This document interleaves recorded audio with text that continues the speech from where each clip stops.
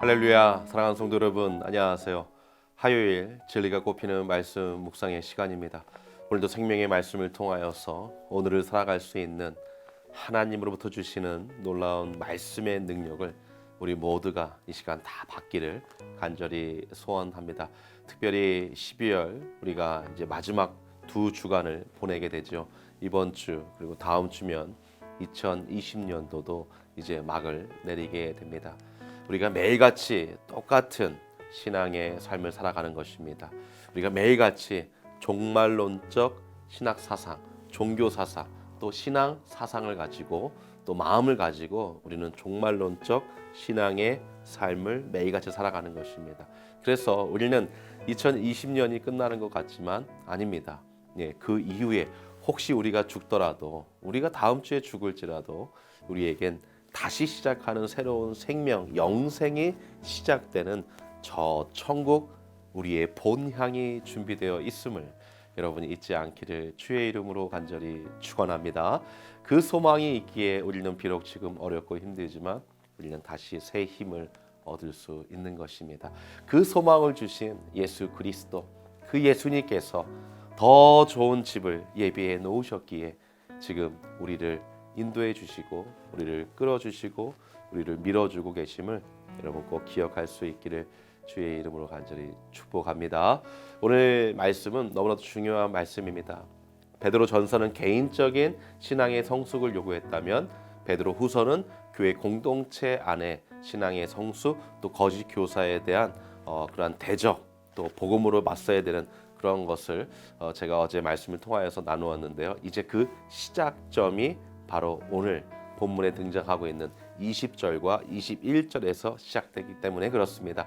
20절과 21절은 여러분 많이 들어보셨을 말씀이고 또 이것 때문에 이단에 빠지고 잘못된 또 길로 가시는 분들이 참 우리 기독교계에 많이 있습니다.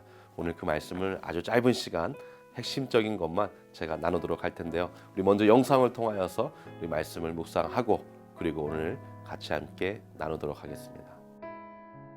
이러므로 너희가 이것을 알고 이미 있는 진리에 섰으나 내가 항상 너희로 생각하게 하려 하노라. 내가 이 장막에 있을 동안에 너희를 일깨워 생각하게 함이 옳은 줄로 여기노니 이는 우리 주 예수 그리스도께서 내게 지시하신 것 같이 나도 이 장막을 벗어날 것이 임박한 줄을 알미라. 내가 힘써 너희로 하여금 나의 떠난 후에라도 필요할 때는 이런 것을 생각나게 하려 하노라. 우리 주 예수 그리스도의 능력과 강림하심을 너희에게 알게 한 것이 공교히 만든 이야기를 쫓은 것이 아니요 우리는 그의 크신 위엄을 친히 본 자라. 지극히 큰 영광 중에서 이러한 소리가 그에게 나기를 이는 내 사랑하는 아들이요 내 기뻐하는 자라 하실 때에 저가 하나님 아버지께 존귀와 영광을 받으셨느니라. 이 소리는 우리가 저와 함께 거룩한 산에 있을 때에 하늘로서 나옴을 들은 것이라. 또 우리에게 더 확실한 예언이 있어 어두운 데 비추는 등불과 같으니 날이 새어 샛별이 너희 마음에 떠오르기까지 너희가 이것을 주의하는 것이 기이니라.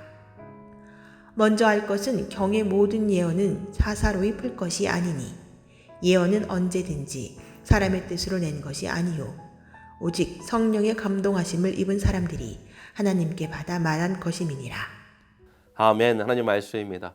오늘 말씀해 봤더니 우리가 잘 알고 있는 20절과 21절의 유명한 말씀이 있죠. 그러나 이 말씀 때문에 우리는 오해되고 또 잘못된 신앙생활에 빠지는 경우를 종종 보게 됩니다. 제가 다시 한번 읽겠습니다. 20절입니다. 먼저 알 것은, 너희들이 먼저 알아야 될 것은 경의 모든 예언은 사사로이 풀 것이 아니니, 여기서 경의 모든 예언이라는 것은 바로 기록된 하나님의 말씀입니다. 그러나 단지 지금은 이 성경이 집대성되고 있고 또 집필되고 있는 기간이기 때문에 아직 성경이 완성되어 있지 않았습니다. 그래서 경의 모든 예언이라는 것은 정확하게 우리가 100% 확신할 수 있는 것은 모세오경 정도가 되지 않았을까 그렇게 생각하고 있습니다. 자, 경의 모든 예언, 즉 하나님의 말씀은 사사로이 풀 것이 아니라는 것이죠. 이 사사로이 푼다라는 것은 나의 개인적인 어떤 해석 또 받은 은혜를 마치 어떤 공적인 해석과 공적인 어떤 가르침으로서 모든 회중들에게 알리는 것은 잘못된 것이다라는 것이죠. 그리고 그래서 이것을 너무 가볍게 여기는 것이죠. 그래서 성경은 우리가 상식으로 이해되고 또 우리가 쉽게 이해하고 또 하나님의 음성을 들을 수 있는 우리에게 믿음이 주어지고 또 하나님을 볼 수 있는 생명의 양식이 맞습니다만 이것을 너무 가볍게 여기고 가볍게 마음대로 푸는 것은 잘못된 것이다. 21절 예언은 언제든지 사람의 뜻으로 낸 것이 아니다. 하나님의 말씀은 절대 하나님이 드러나야지 사람이 드러나서는 안 되는 것입니다. 신앙생활도 마찬가지입니다. 목회도 마찬가지입니다. 우리 교회도 마찬가지입니다. 어떤 사역이 있을 때에 사람이 드러나는 것이 아니라 하나님이 드러나야 되는 것입니다. 오직 성령의 감동하심을 입은 사람들이 하나님께 받아 말한 것이니라. 오직 성령의 감동하심을 입은 사람들이 하나님께 받아 말한 것임이니라. 이미 과거에 진행되었던 것입니다. 그래서 성령의 감동하심 가운데 하나님께 받아 말한 것을 어디에 기록해 놓았습니까? 경에 하나님의 말씀 성경에 기록되어 놓았습니다. 그게 예언이라는 것입니다. 그런데 많은 사람들이 내가 지금 성령에 감동되어 어떠한 것을 말한다 또는 어떠한 것을 본다 또 앞으로의 일을 예측할 수 있다, 이건 다 사기일 가능성이 99.99999%예요. 여러분 그렇지 않습니까? 이미 하나님의 말씀, 하나님이 자신을 계시해 놓았습니다. 자신을 드러냈습니다. 그게 레벨레이션입니다. 자신을 드러낸 것입니다. 앞의 일을 이야기하는 것이 아니라 하나님 자신을 드러냈습니다. 하나님 자신을 알면, 하나님을 알면 하나님이 어떻게 가실지, 하나님이 어떠한 일을 하실지를 우리는 알 필요가 없어요. 왜요?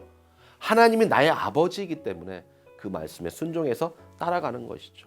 때로는 자녀들이 아버지를 따라갈 때 아버지 어디 가요?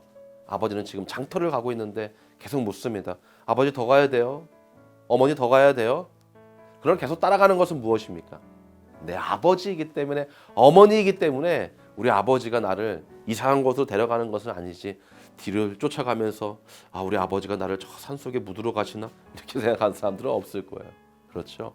사랑하는 성도 여러분, 바로 내가 하나님을 알면, 그래서 knowing God, 하나님을 아는 것, 오늘 한 번만 아는 것이 아니라 knowing, 매일같이 하나님을 알아가는 삶을 사는 것이 굉장히 중요해요. 요나도 마찬가지였습니다.